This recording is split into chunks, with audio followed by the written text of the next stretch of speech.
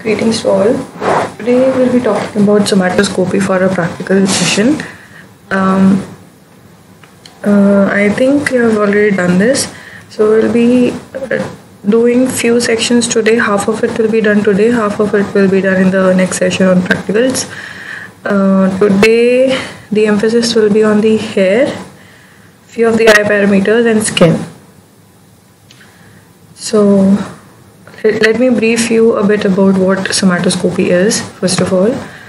So, in anthropology practicals, we have already acquainted us to anthropometry or somatometry, which are generally understood as the quantitative expression of morphology of human body. And in terms of physical anthropology, particularly if you are studying with respect to the aspects of human evolution or to study human variation, so to say, somatometry, anthropometry, and the practical of somatoscopy that we are dealing today becomes the major instruments or the conventional tools, so to say,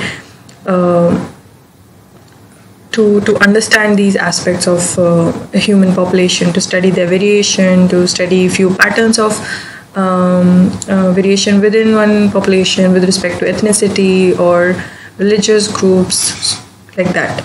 So this has been constantly used by a number of physical anthropologists, but we have classical literatures about it, but a lot many research still needs to be done. Updation needs to be done regarding this. So let me bring you back to the context. Somatometry is a quantitative expression of morphology of human body. It is understood as a quantitative expression of whether the person is, like, in both the conditions, if it's a living body or if it's a non-living body. Primarily here in somatometry, it is understood as the measurement of dimensions of human body. So that quantitative expression is attached to it. But when we talk about somatoscopy, on the other hand, it is observed as a qualitative expression of human body, whether being alive or dead. It is based on the visual observations of different morphological traits. So it's not quantifiable, it's non-metric, non-measurable. So therefore it's a qualitative expression that we use to express the physical traits, physical variables, the morphological traits of the human body, right? Now, how do you make these observations? Basically, general, as we are saying, it's a visual observation. So a person is being standing in front of your eyes. There's a proper lighting, proper clothing, the natural depiction of that particular human body part that we are aiming to study is located in front of you. Therefore, you make these observations on different parts of human body, particularly on your head, your skin, your face, because these are all exposed. These are visible without any microscopic assistance or without any, it's already out there in front of you. So you just need to make a visual observation about it. And the body part which is visually available in front of you of that person, easily identifiable body parts. So all those observations are made for those parts only which are in front of you. So that becomes one criteria and one aspect of somatoscopy. Most of these observations are also neither quantifiable nor measurable. So therefore we are saying a qualitative expression of these body parts, of these morphological traits, right?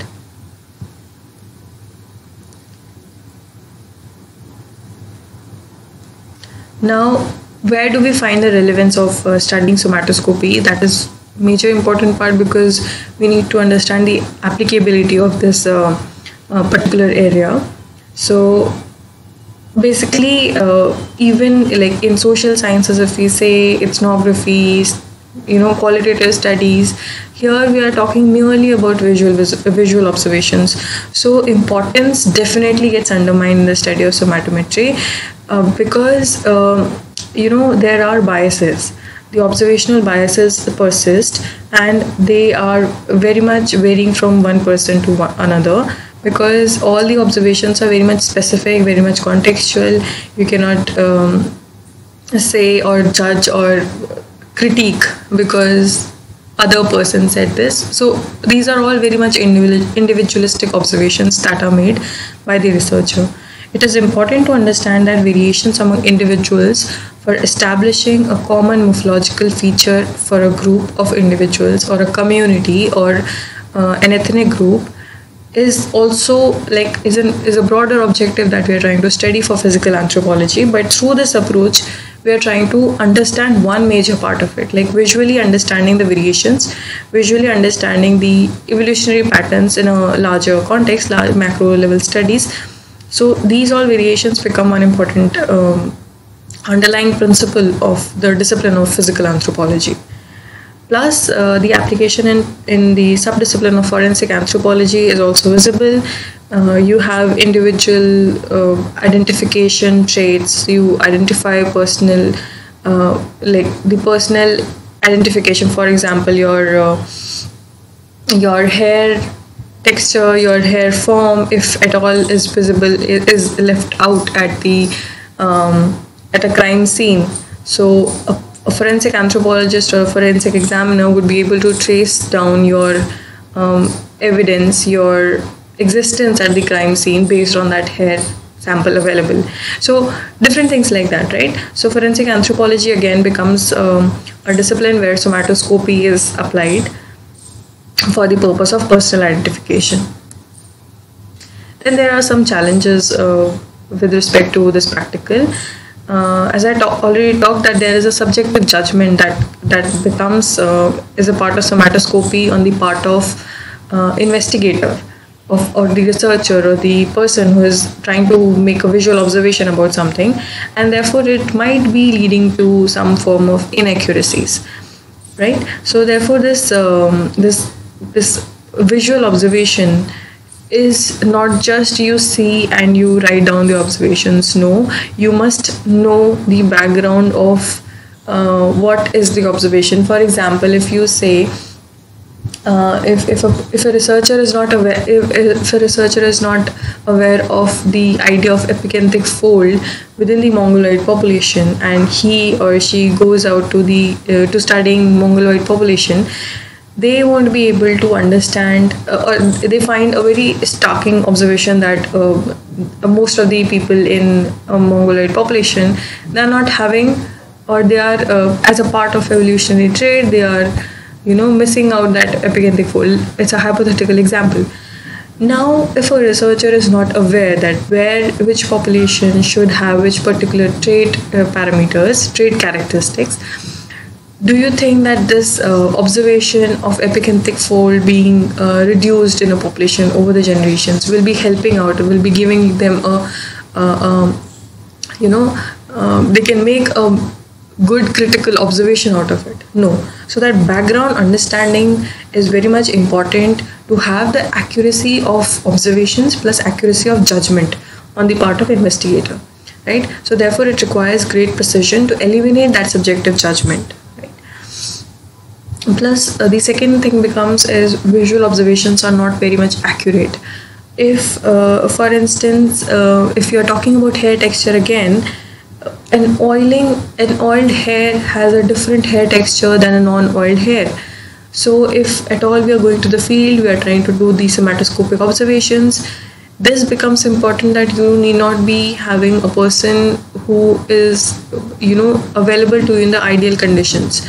So if that happens, then how are you going to do it? Like that inaccuracy therefore comes in. You have to make that observations based on the oiled hairs again, right?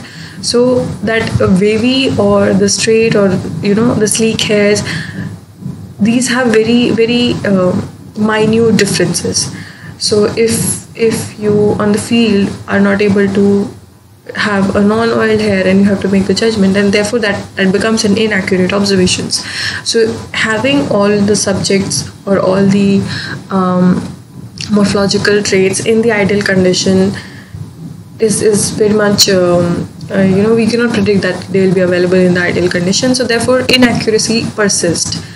The third thing is it is possible to make that these observations could be more accurate by making constant and careful practices, and also by consulting few eminent authorities who are practicing in this field or they're constantly updating or researching regarding this.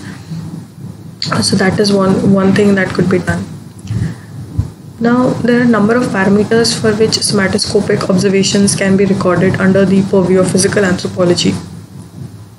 So, for instance, if we just talk about the body parts, we have a range of observations across body. So, you observe the different, you observe your hairs, you observe your skin, your face, eyes, hands, limbs, digits, different body parts are being observed, and it also depends on how critically the classifications of these have emerged over a period of time. So for a lot many parameters, classifications have been constantly updating, but still updation needs to be done regarding what are the currently existing or the currently evolving new forms of these particular body parts. Then you talk about the shape, you talk about the forms of, for instance, for your hair, you talk about the hair forms, or even the texture of the hairs, then colors of the hairs, so things like that. Then you also make, at a macro picture, you try to make the understanding at the population level, or you talk in terms of the ethnicity of that particular group that you're studying, and studying with respect to the observed traits. So therefore that becomes one major association that you make using the somatoscopic observations, right? So these are different parameters that we study, that we learn in the somatoscopic observations. Now, how you're going to make your observation table, there will be different parameters listed out in your syllabus. So you will be starting with skin. Like skin has just the skin color, so you can write it down in the next column, or next row under the skin. I just missed it out. For instance, when we're talking about hair, this is how you'll be writing. Like, hair is the major body part that you're studying, but under hair you will be making observations at what? At the hair color, hair texture, hair form, and hair whorls. So all of these, and with respect to every subject, if at all you have a different observation which is not being visible in the, which is not classified, so to say, in the different forms of classification, that is also a major observation. If you find something visibly there in the classifications also, and you are seeing it exactly the same on the subject you're studying, so that is also an observation. That is the visual observation that we're talking. If at all you have something different observation that you are not able to see in the classification charts we'll be discussing, then that becomes also an observation that has to be listed down in your observation table. So far clear? Then we'll be starting with skin color firstly. How do you understand skin? Basically the outer covering of our overall body. In a in a generalistic term, if I had to say, it's an outer covering of our body. It is understood through two major layers. First is the outer cuticle, that we call it as epidermis, and then is the inner layer, which is called as corneum. Now skin color, there has been many classifications given to skin color, but it is generally determined by 5 pigments. These pigments are melanin, melanoid, keratin, or reduced hemoglobin, right, and oxyhemoglobin. However, what we generally understand, the pigmentation is the component that is leading the pigmentation is generally melanin, responsible for determining skin color specifically. So all of these are there, but these are also associated with some hemoglobinopathies or some nutritional deficiencies or things like that. So apart from that, you have melanin, which is a identifiable marker for your skin color with respect to different populations. So it's a natural marker, so to say. Many charts have been given for skin color, like Broca, Lushan, Fritz, Scholes, but what we will be referring to is Lushan's skin color chart. This is the skin color. In this chart, basically you have the categorization from the pale yellowish color till your blackish color, right? So 1 or 2 is generally labeled as yellowish white. Okay. Third is labeled as carmine white. 4, 5 are the yellowish. Okay. Proper yellowish. 6 is light brownish color. Then 7, 8 are fawn white. 9 to 11 are carmine white. 12 to 13 are pinkish white. 14 to 29 are light brown. Again, there are variations with respect to it, but it has broadly classified to light brown to brown. Okay. Then you have 30, 31 dark brownish. 32 are the reddish brown color. 33, 34 are dark brown. Then 35 are grayish black, and 36 is black. So 33 different scale. 33 scaled chart is what is Lucian's skin color chart depicting, right? So you make an observation with respect to where exactly do you think your observation lies, right? The second parameter we'll be studying is about hairs. First thing we'll be studying about hair is the hair color. Now, hair of our head is basically examined by different things like color, form, textures, or even the quantity, the whorls, cross sections, etc. But for your syllabus, we'll be talking about color, form, texture, and whorls.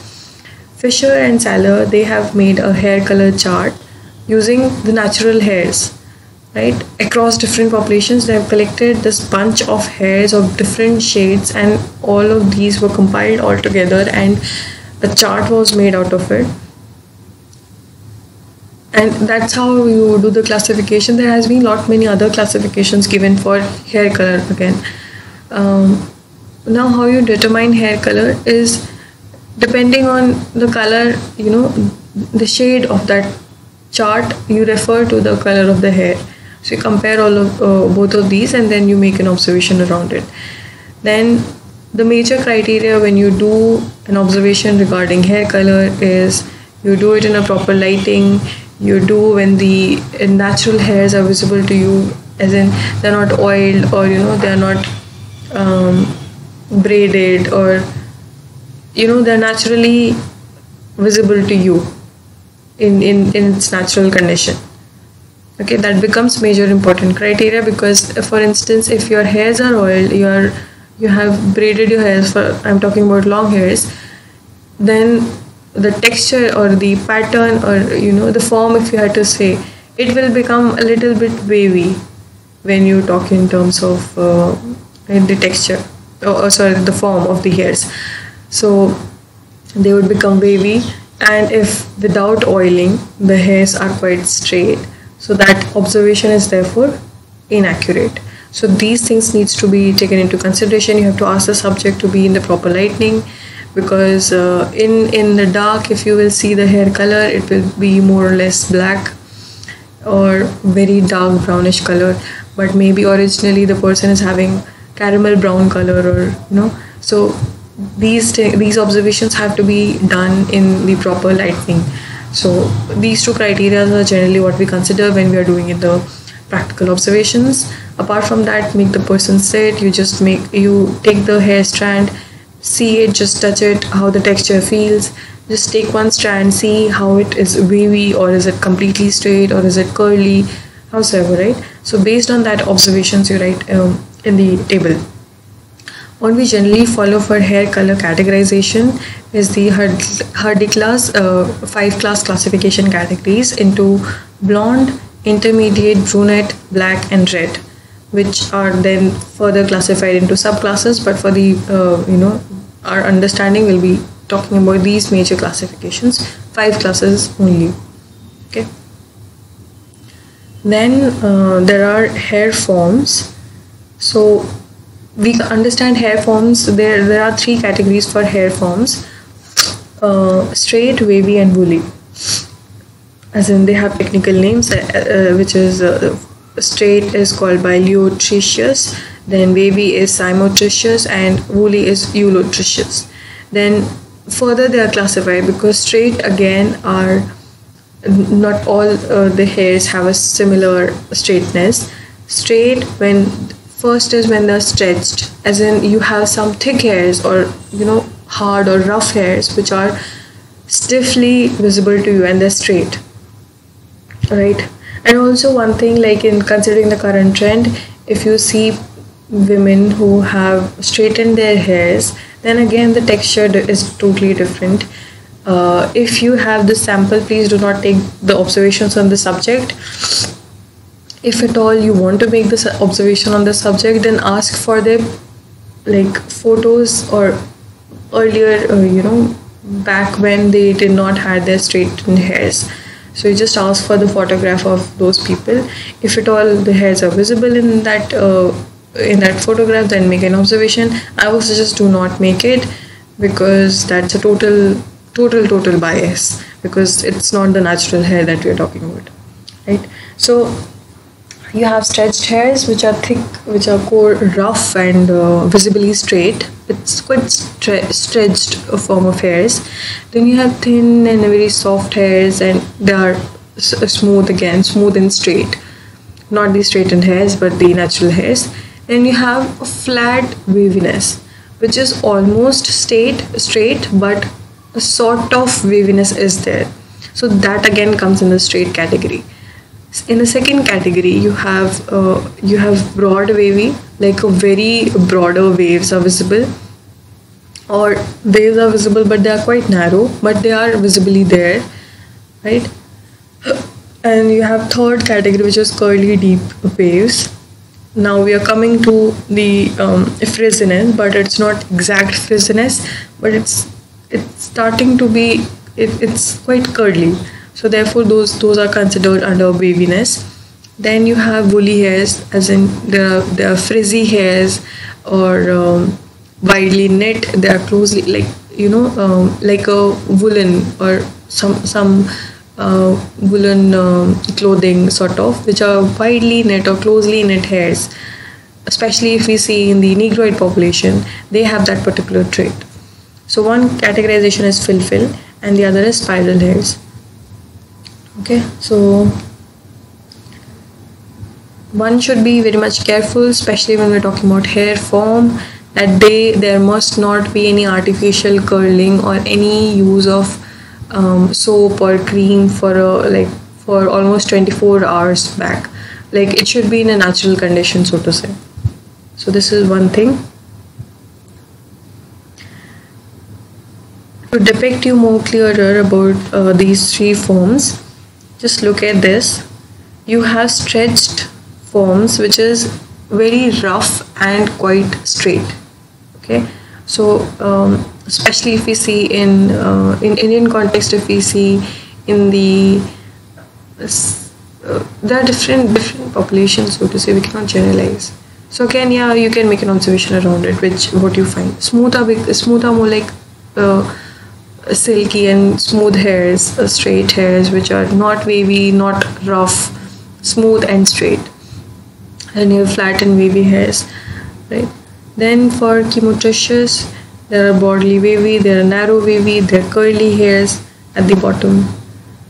Elotricious they are quite woolly, closely knit hairs, fill, spiral ho gaya. So these are all elotricious. Now talking about hair texture. Basically, as I already talked, there are three categories for texture. Texture is basically defined or accurately estimated using a microscopic assessment, because here you are talking about a thickness of particular trait. Now thickness is a quantifiable measurement, so you cannot just say that by touching it you cannot say that this is thick or what kind of thickness it has. Is it a medium thickness, or is it a fine thickness, or is it a coarse thickness? That needs a skill plus a microscopic observations. So generally what we use is the Gant's classification or categorization of thickness of these human hairs, which he categorized based on the micrometers of all these three criteria.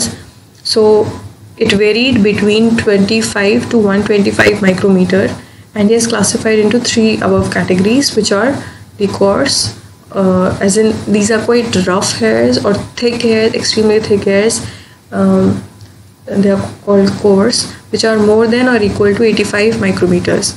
Then you have medium roughness, which is medium thickness, which is 57 to 84 micrometers. Fine thickness, which is almost less than or equal to 56 micrometers. Here, you are not going to measure the thickness using an inch tape or anything. No, it could not be done. It's a very it's, you cannot measure it using your any tool available to you.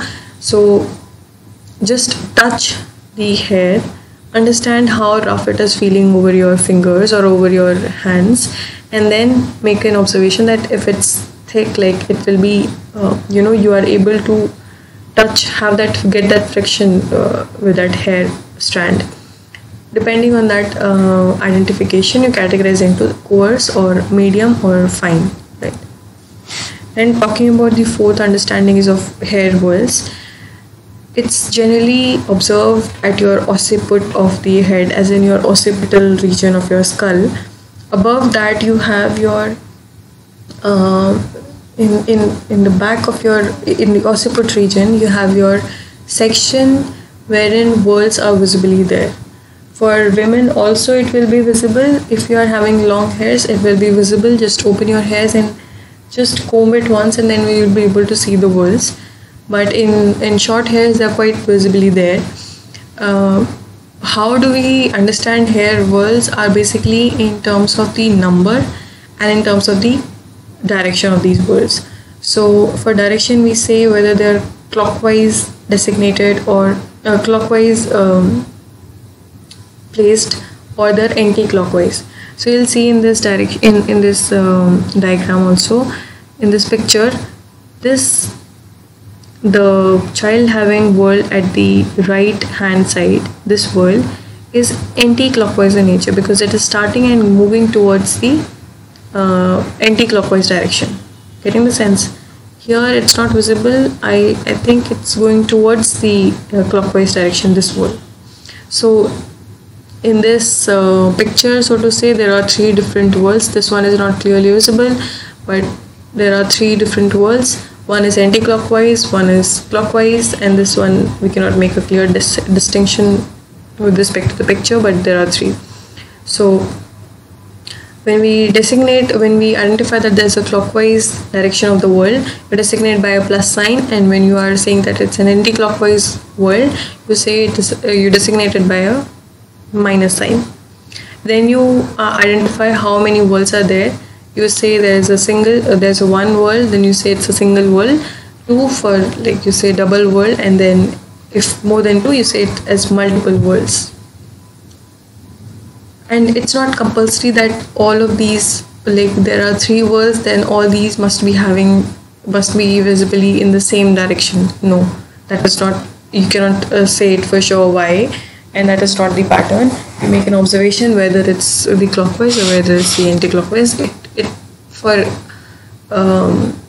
Generally what we see, it's all of these whorls are differently placed. They are not all of them are clockwise, or not all of them are anti-clockwise. One may be clockwise, one may be anti-clockwise, right? So that's how it is there. Then coming on to eyes, we'll be talking about 3-4 things today, like eye fold, eye opening, the color of iris or color of sclera. Now look in this picture, identify first what are the parameters that we are going to study. First is the iris. I mean, it's visibly pointed out in the picture also, plus the eyeball region that we say is the iris, the not the center portion, but the area around the eyeball, in area which is in, like, not in the center, so that area is called as iris.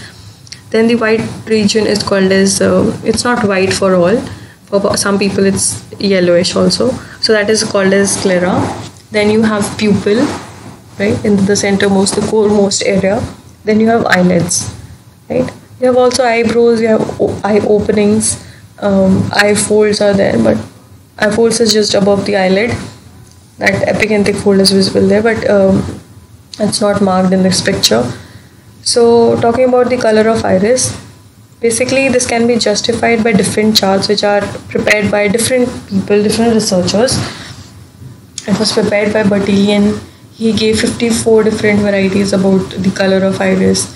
Then there was Martin's classification, which had 16 different varieties. Martin and Squirts have given 20 different varieties. Martin and Saller have given 8 different varieties. Saller himself has given 40 different varieties. But what we'll be using is the Hooton's classification, which is generally observed as dark brown, black brown, then dark brown, light brown, greenish, dark grey, light grey, dark blue, bluish, light blue, crimson red, right? Like for albinos we have crimson red.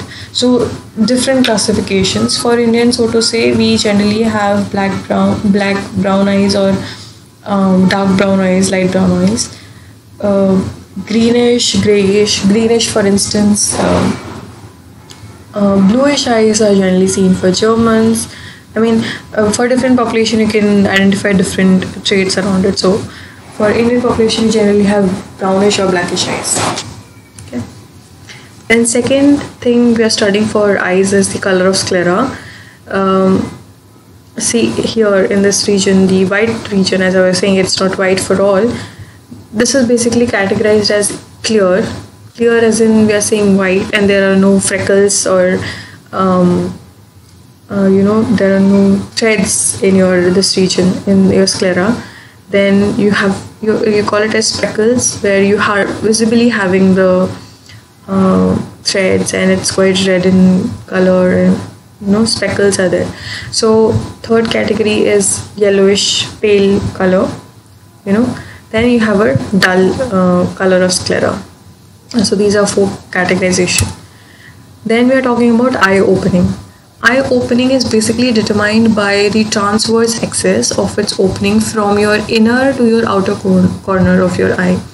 So you just draw a imaginary line. You place the face of the subject in mid sagittal plane, and then you try to see. Mid sagittal is not compulsory, but it's a standard marker to place a face in a standard position, so that you can make an observation around it. Also, because here we are talking about the axis, so just let the face be in a stable condition in a plane, so that it could be helpful for you to make an observation if it's slanting or if it's upwards or downwards, right? Just place the subject's face in a suitable plane. Then you try to make an observation whether from the inner corner to the outer corner of the eye, can you see an imaginary line which is straightly passing through both the points? If yes, then it's a horizontal eye opening. Okay. If not, there will be an oblique or a slanting observation, like it will be either going upwards or it will be going toward downwards. For instance, if you see in the Mongoloid population, they have the plane, the axis, which is going upwards. So in that, it's an upward and outward opening of the eye, right? And there is the other way around. We have a downward and the outward oblique visible. So your inner to the outer, both the points are not meeting in a horizontal line, they are just going downwards. So you make an imaginary line, join the 2 points of the inner corner and the outer corner of the eye, and then join the 2 points, and then make an observation if it's horizontal, if it's upward going, or if it's downward going. Okay. So this is about eye opening. Then the last thing we'll be discussing is the eye folds. Now, what are these eye folds? This is a very important marker for the population studies also. It is the fold of the fatty upper skin which hangs just above your eyelid. Okay, so you can touch. In fact, if for some people it is visible, but for most of us in the North Indian context or the Central India, it's not visibly there. It's absent, or it's very much internal, that it's not prominently visible. That fold is not prominently visible. So how do you understand it? It's the fold that is made of the fatty upper skin which hangs just above your eyelid. Okay, here we have seen, no? just this space, this fold just above your eyelid is called as the the fold, eye folds. Now it is observed at different parts of the upper eyelid. Generally, we categorize into the following categorizations. First is absent, when there is no fold at all present above your upper eyelid. In the internal categorization, there is a fold above, a fold which is a very minute fold is observed in the middle or in the inner part of your upper eyelid. Okay, it's not above the it's not all over the eyelid. First of all, it's just in the middle part and the inner part of the upper eyelid. Then the middle categorization is for the middle location of fold in your upper eyelid. Then fourth is external, as in your fold is located in the outer or the lateral part of the upper eyelid, as in the in the transverse axis. If you are saying at the outer corner of the eye, just above that eyelid, you have that of small fat deposition, so that is called as external. Then you have a complete, as in complete part of upper eyelid is having a fatty deposition, fatty upper skin, so that is complete. Then you have a pseudo complete, as in with respect to infancy or any disease or any age wise, you have developed your skin which is being loosened up and therefore you have a fold visible over your eyelid, so that is a pseudo complete eye fold. So these are a few things about practical for today. What you're supposed to do is just make the observation table for these. That will not be final, but you make the observation, make the observations right according to different categorization we have discussed so far, and make the observations, submit it to me within next hour. That's your work, and I'll be like having your attendance based on those submissions. Okay, so within 1 hour you are supposed to submit me the observations. What your observations will be, on whom your observations will be: any person visible around you, is in your home, in your family, is living with you, or your friends. You can call them out, your cousins, if they are with you or not. Okay, or if at all you want to have it, because now it's an online mode of everything. So what we can try it out, if you're not having anybody around, which is possibly a situation in the lockdown, what you can do is you can approach your friend, make an online observation around it.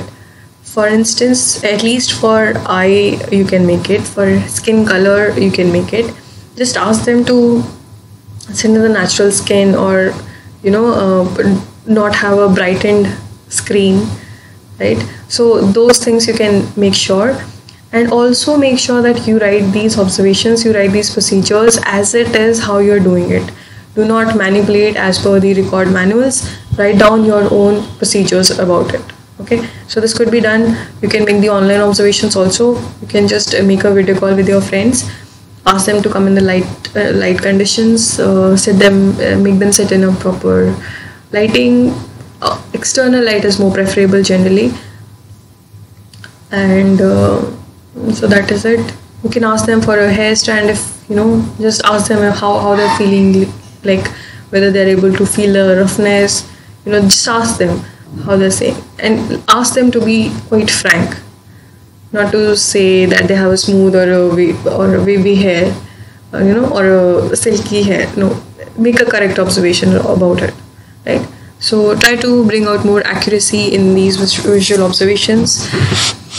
Rest of the part we'll be discussing in the next class. Okay, let me know if you have any doubts. Thank you.